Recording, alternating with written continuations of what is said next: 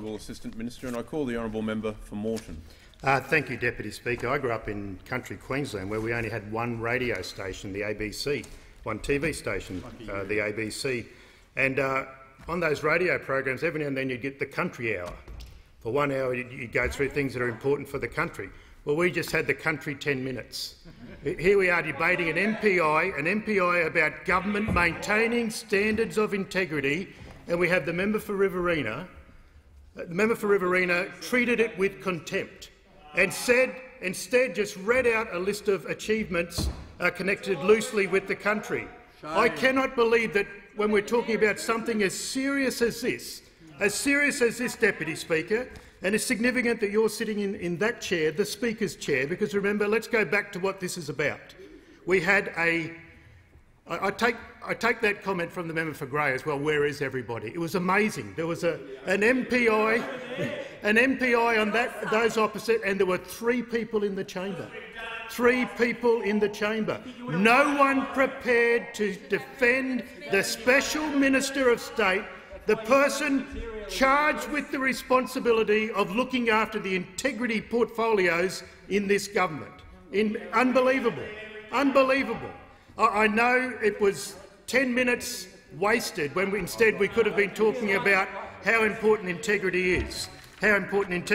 Because, especially on today, the 3rd of December, which, as I'm sure the member for Mitchell would know, is the 161 years ago today we had the Eureka Rebellion, where people actually took an oath under the Southern Cross, and unfortunately it was a situation where people died, including 6 soldiers and police, but people found something to believe in. They believed in that idea of being represented in Parliament.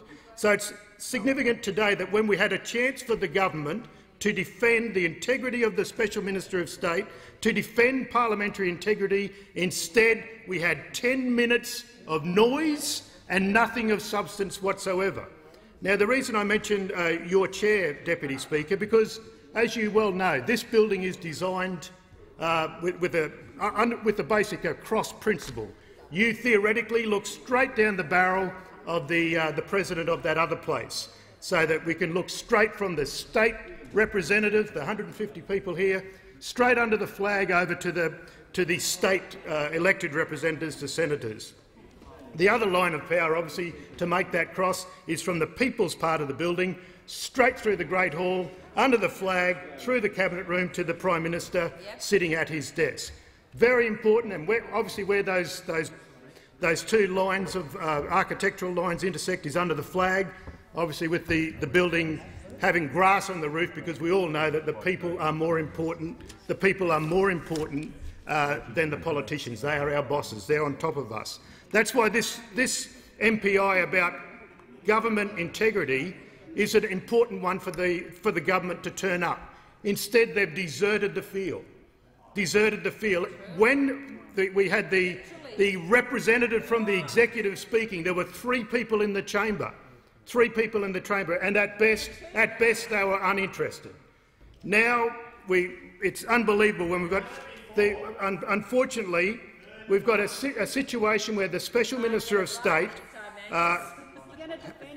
facilitated an arrangement where the Speaker's diary, the Speaker of the Parliament of the House, and we know how important the Speaker's role is. I've got a copy of our Constitution here. No mention of the Prime Minister.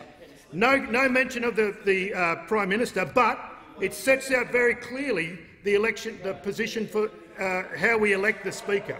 So we know how important it is. So for the current member for Fisher, the member for Fisher, it doesn't matter what party the Speaker comes from, whether they be from the Liberal Party, the National Party or the LNP. I think Peter Slipper was a member of all 3 of those parties.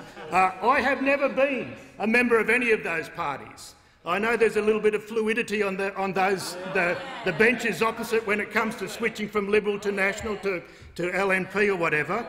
I know what the Labor Party stands for. I believe in democracy and I believe in the Labor Party values. Unfortunately, we have a government opposite where the Prime Minister is prepared to defend a minister, in fact put him in charge of all of these decisions that involve the strongest possible ethics, and we have found him to be wanting. I thank the honourable member for Moreton, and I call the honourable member for Hume.